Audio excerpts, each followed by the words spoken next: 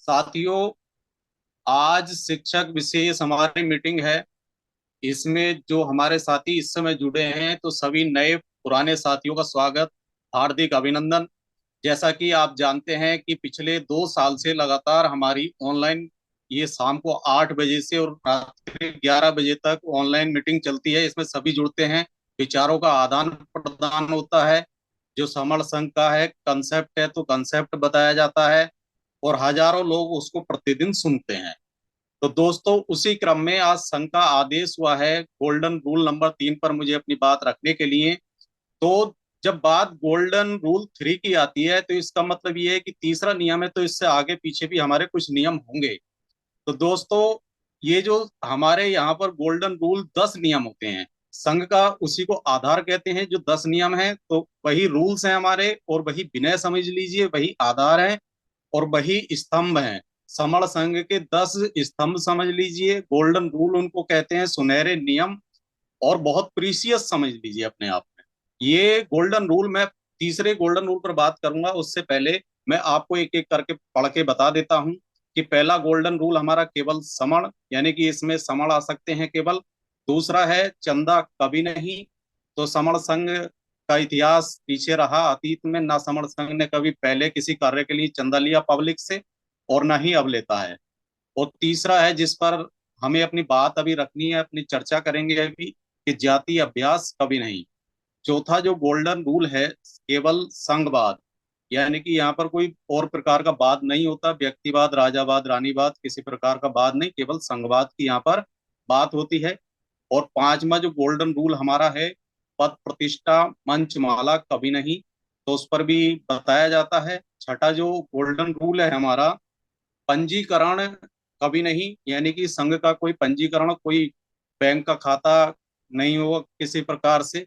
तो और जो सातवां जो हमारा गोल्डन रूल है, संघाधिशेष सबसे ऊपर, यानी कि जो संघ का आदेश होता है, तो वो सबसे ऊपर होता है, और जितने भी समण संघी होते हैं तो सभी को मानना होता है। और आठवां जो हमारा गोल्डन रूल है, तो संघ राजनीति में कभी नहीं जाएगा।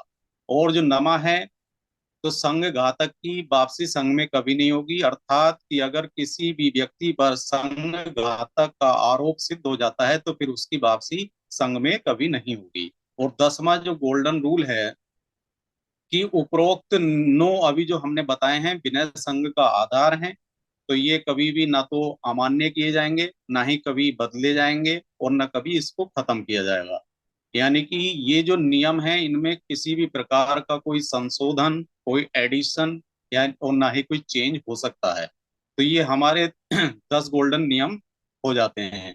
अब बात हम करते हैं, जैसा कि आदेश है आज, तीसरे गोल्डन रूल की, कि जाति अभ्यास कभी नहीं।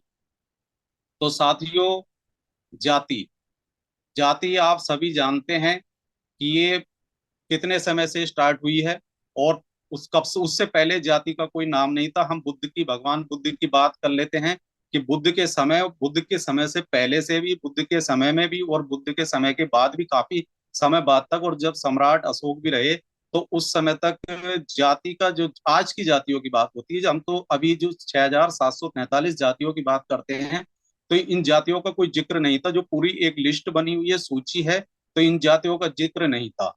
ये समझना होगा कि भगवान बुद्ध भी कहा करते थे, उस समय जो जिक्र करते थे, उनकी जो लाइफ फिलोसफी रही, जो दर्शन उनका रहा, तो उसमें उन्होंने जो जाति की बात तो की थी, लेकिन वो जाति का यहाँ से जो अर्थ था वो भिन्न था।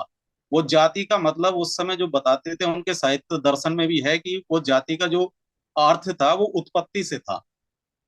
तो बुद्ध कहते थे कि उत्पन्न होने में भी दुख है। बुद्ध कहते थे कि बीमार होने में भी दुख है।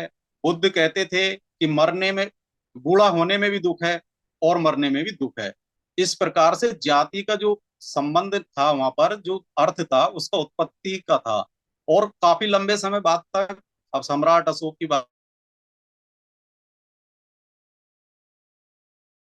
आज के समय में तो जो हमारा जो समाज है, भारतीय समाज को आप ले लीजिए, तो ये जातियों के जंजाल में जकड़ा हुआ है। अब कितनी सारी जातियां, 6743 का हम रोज जिक्र करते हैं, और लिस्ट इतनी लंबी है कि उनको हम पढ़ते पढ़ते भी थक जाएंगे। तो उस समय नहीं था।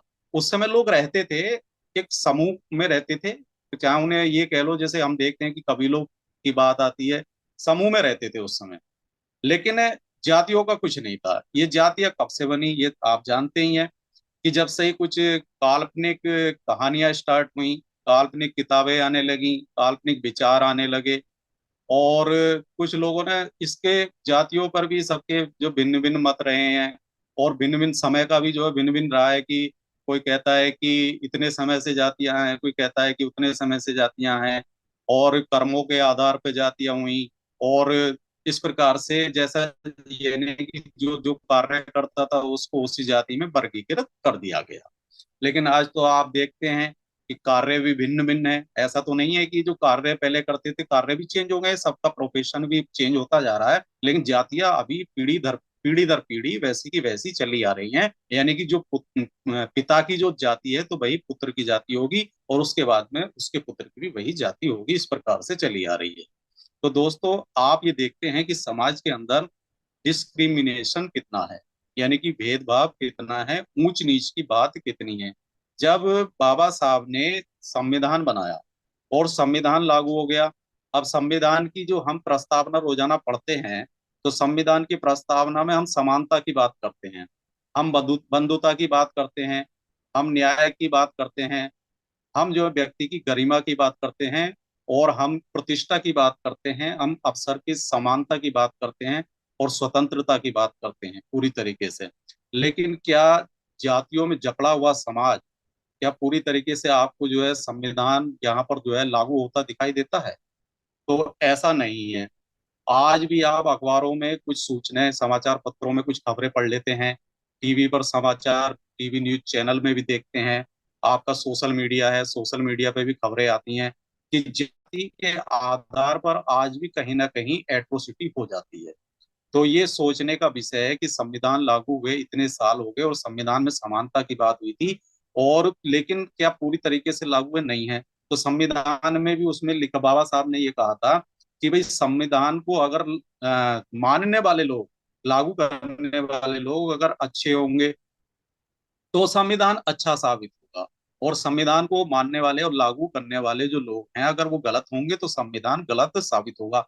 तो ये सारी चीजें जो मन से चलती हैं, ये हमारी जो जाति है, कहीं पर कोई इसका ऐसा है कि वैसे तो है नहीं कि आप किसी से कहने लगे कि भाई, कोई पूछे, कहने लगे मैं फला जाति का हूं, और अपने आप को श्रेष्ठ बताए। श्रेष्ठ ऊंच नीच की बात अलग रहेगी, अगर वो कहने लगे कि मैं फला जाति का हूँ, आप उससे कहने लगे कि भाई आप बताइए आपकी जाति का कलर कैसा है, तो वो क्या बता पाएगा कि उसकी जाति का कलर कैसा है? अगर उससे कहने लगे, वो कहने लगे कि आप इस जाति के, हम इस जाति के, तो दोनों जातियों की तुलना करने लगे, तो क्या तुलनात्मक अध्ययन किया जा सकता है? कदापि संभव नहीं है। तो ये सब मन की चीज है कि व्यक्ति मन में मान मान बैठा, ये पीढ़ी दर पीढ़ी एक वैसे भी एक है कि एक पीढ़ी का पाखंड जो है दूसरी होता है। तो ये परंपरा को हमें तोड़ना होगा। ये समण संघ ने पहल की है। यानी कि पहल क्या की है, समण संघ ने तो पहले भी यही बताया था, बुद्ध के समय से पहले भी था, लेकिन बीच में ये जो थ्योरी थी, हमारा जो एक कंसेप्ट था, वो कहीं खो गया था। अब इस समय हमारे कुछ विद्वान लोगों ने उसको जो है दोबारा से रिवाइव किया है, दोबारा से लेकर आए हैं।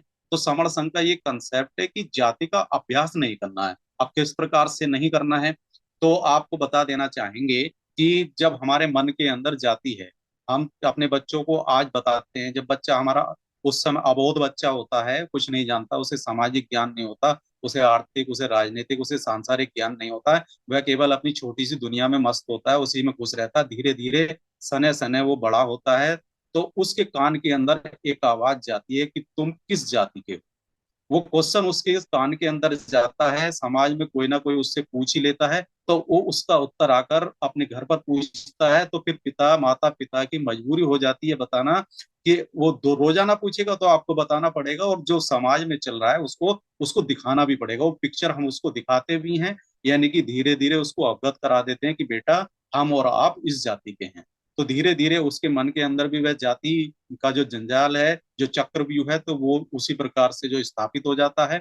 और वह जब बड़ा होता है, धीरे धीरे बड़ा हो जाता है, तो फिर उसी प्रकार से फिर उसके बच्चे होते हैं, तो पीढ़ी दर पीढ़ी इस प्रकार से ये ट्रांसफर होती है। समण संघ ये कहता है कि आप जाति का अभ्यास ना करो, तो ये जाति खत्म हो जाएगी। बिल्कुल समर संघ बिल्कुल सही कहता है, ये एक विश्लेषण है। ये थ्योरी ऐसे ही नहीं आई है, बड़ा एनालिसिस के बाद ये थ्योरी आई है कि जो जाति का अभ्यास नहीं करेंगे तो वो जब आपके मन से खत्म हो जाएगी, तो आपके आचार विचार आचरण में भी वो खत्म हो जाएगी और व्यवहार में भी खत्म हो जाएगी। आप खत्म करेंगे, एक आपको खत्म करनी पड़ेगी। आप समर संघी हैं, आप समर संघ का कंसेप्ट सुनते हैं, आप समर संघ में जुड़ते हैं, आप समर संघ की मीटिंग ज्वाइन करते हैं, समर संघ की आइडियोलॉजी को आपने जो एडॉप्ट कर रखा है, तो आप जाति का अभ्यास ना करें, ये आपसे विनती है। क्योंकि जाति का अभ्यास करेंगे तो आपके बच्चों में ट्रांसफर हो जाएगी, बस उसी चेन को यहाँ पर ब्रेक करना, ये समर्थन कहता है। ये अगर हमने आज ब्रेक कर दिया तो आगे ट्रांसफर नहीं होगी। और अगर आपने समर्थन की आइडियोलॉजी को एडॉप्ट करते हैं, सुनते हैं, समझते हैं, दूसरों को बताते हैं, और जाति का हमने अपनी अभी मन के अंदर स्थापित कर रखी है, आगे ट्रांसफर करते हैं, तो फिर वो खत्म नहीं होगी। तो इसलिए समर संघ कभी भी जाति का अभ्यास नहीं करता। बाबा साहब ने भी देखो, जाति के पहले जो कितना उत्पीड़न होता था, बाबा साहब ने कितने अत्याचार सहे, पग पग पर अपमान के घूंट पिए। और बाबा साहब से पहले भी और भी महापुरुष रहे और बहुत सारी कहानियां हैं। बाबा साहब ने ये सारी चीजें देखते हुए और उसको खत्म करने का जो है, एक पुस्तक आई थी, कितनी प्यारी कितनी अच्छी पुस्तक थी, एनिहिलेशन ऑफ कास्ट, यानी कि जाति का विनाश। दोस्तों, जब जाति हमें दिखाई नहीं देती तो फिर जाति का विनाश कैसे करेंगे? तो बाबा साहब ने यही बताया, उसमें उसकी लाभ हानियां भी बताई हैं और किस प्रकार से उसको खत्म किया जा सकता है। वो मन के अंदर होती है, तो मन के अंदर ही उसको खत्म करना पड़ेगा। एनिहिलेशन ऑफ कास्ट को भी सबको पढ़ना चाहिए और इसी प्रकार से सभी चीजों को पढ़ना चाहिए, समझना चाहिए। अब जाति की बात यहाँ पर हो रही है। आज संघ ने मुझे आदेश किया है 10-15 मिनट बोलने के लिए, मेरा समय भी हो चला है। तो दोस्तों, मैं आपसे फिर भी यही गुजारिश करूंगा कि एक चेन को ब्रेक कर दीजिए, ये अगली पीढ़ी में ट्रांसफर ना हो पाए। और समण संघ का ऐसा है कि 120 करोड़ लोग यहाँ पर हैं हमारे समण, जो समता में रमण करते हैं, जो समता की बात करते हैं, जो स्वतंत्रता की बात करते हैं, जो न्याय की बात करते हैं, जो बंधुता की बात करते हैं, जो व्यक्ति की गरिमा की बात करते हैं, और जो राष्ट्र की एकता और अखंडता की बात करते हैं। 120 करोड़ लोग हैं। तो जब हम समण संगी इतने सारे एक समूह में इकट्ठे होकर अगर हम ये कहेंगे कि हम जाति का अभ्यास नहीं करते, तो जब सब एक सुर में बोलेंगे जाति का अभ्यास नहीं करते, हमको जाति नहीं चाहिए, तो संभवतः जाति खत्म हो जाएगी। ये समण संघ की थ्योरी भी है, एक दूरदर्शिता वाली सोच है।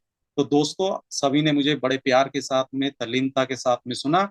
मैं सभी का आभार प्रकट करता हूं, और बोलने में अगर मुझसे कोई त्रुटि हो गई हो तो मैं क्षमा याचना करता हूं। संघ मुझे माफ करे, संघ मुझे माफ करे। जय भीम, नमो बुद्धाय, संगम।